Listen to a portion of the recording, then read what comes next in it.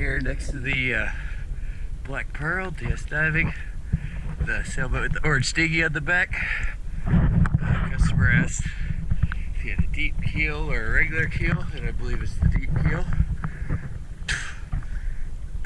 So we're going to take a look at all that.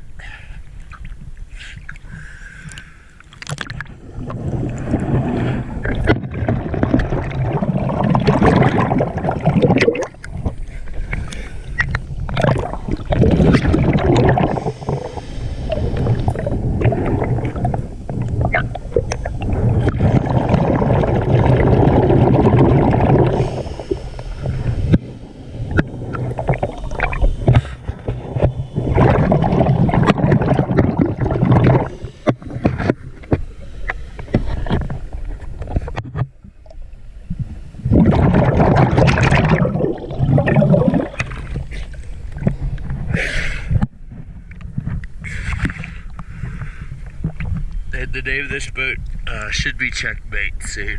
He said he was going to put the name on it.